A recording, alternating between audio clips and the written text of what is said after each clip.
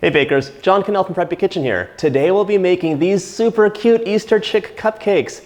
These little guys are never gonna leave the nest. Sorry. It's not gonna work out.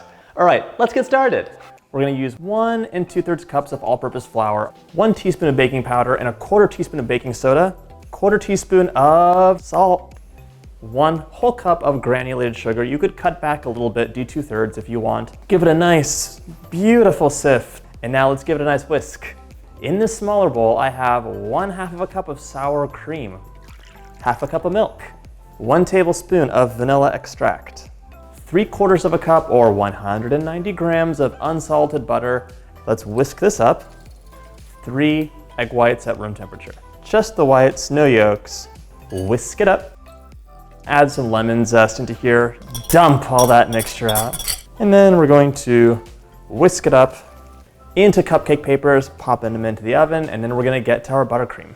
So this buttercream comes together in a snap. I'm using 3/4 cup of butter from 2 different brands. Can you tell? Do you see the difference? When I get people telling me, oh my gosh, my buttercream is so yellow, I think you're using yellow butter. The bottom one is Kerrygold, which is a really great brand. But for buttercream, if you're making white buttercream, try and use a lighter color butter. Let's cream this up just a little bit. Let's plug this in. Okay.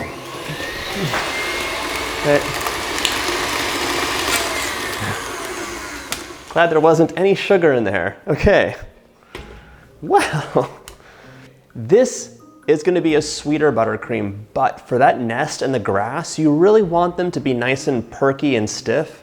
So, a little bit more sugar. Don't use any cream in this. It's gonna be a nice stiff buttercream. I'm gonna sift this out because I'm using piping tips that have really tiny openings, and if they clog, I'll be sad. And I don't wanna be sad when I'm making a cheerful Easter cupcake. Sift this out and add it in several batches. I'm trying to make less of a mess today and get my exercise in. It's a shake weight. I'm gonna add a guard on. What? In. Now let's add the guard on and see how this works out. It's helping a little bit, although it's going on me instead of on you. Keep going with that powdered sugar, and we'll be back when this is all done.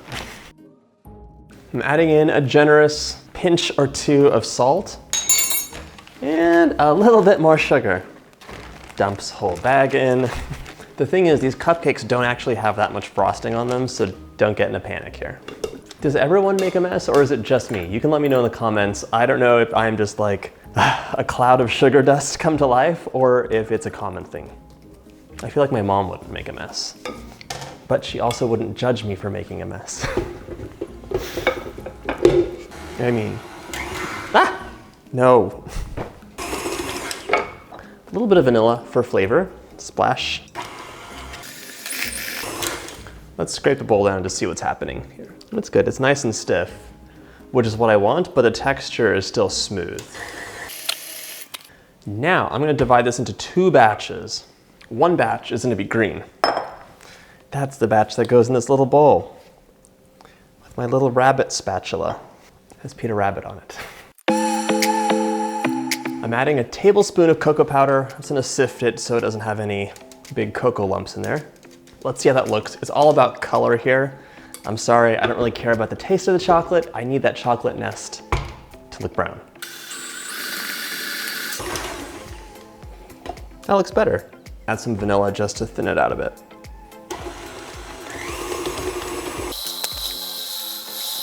That looks good. We can set this aside and mix up our green batch now. Just gonna look for the right green, and oh my God, I'm covered in chocolate. Let's just add in some green there, just a couple drops. I'm gonna fold it in, and then I'm probably gonna start mixing it. All right, now we're gonna set this buttercream aside and work on our little baby chicks. I'm dyeing a small batch of fondant up, a little bit of yellow, and I'm wearing gloves because this can get messy and I don't wanna have yellow hands. Thank you.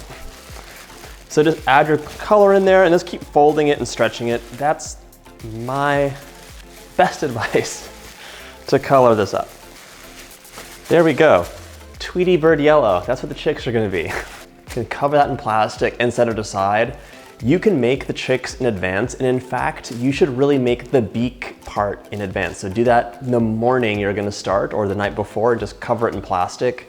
But you have to let them air out because the beaks need to be a bit dry. So for the heads, you're gonna measure out about a teaspoon, and if you're gonna use a scale, that ends up being around 3 grams. Roll them out. Don't be afraid to like really get them rolled because you don't want any wrinkles on the head. And set them down. 1 down, many to go. Now your chick's eyes can be whatever color you like. An easy way to do this and a hard way to do this. I used to do it by like taking 1 sprinkle on my finger and then putting it onto the bird's head. That doesn't work. So here's what you're gonna do. Let's sort out some of the dark ones. So place a dark sprinkle down and a dark sprinkle of a matching color down, and set them basically as far apart as you think they should be on the bird's head. Now, take your clean fingers that don't have any food coloring on them, and you're gonna press the head into the eyes down here. And there you go. Look at that, almost done. Just the beak is left.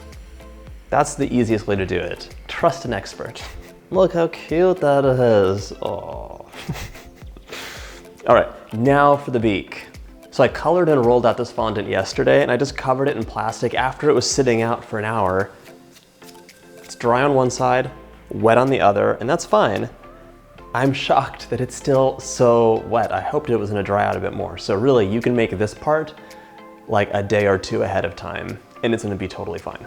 For the beak, this is so easy, you're gonna be shocked. You're gonna cut a strip of this fondant out, so maybe about 1/4 of an inch, and then make it a parallelogram.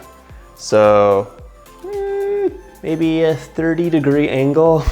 And then you're gonna press it down in the middle with the dull side of the knife. Fold it over, like that. What's this? A little baby beak. Hey, beak. Oh boy. Okay, and then just press that into the face there. You can use the dull side of the knife once again if you want. What's this? That's a cute little baby bird. Hey, baby bird. Press the head down into those little tiny eyes. Now it's all set and ready for the beak. Add the beak on using a toothpick.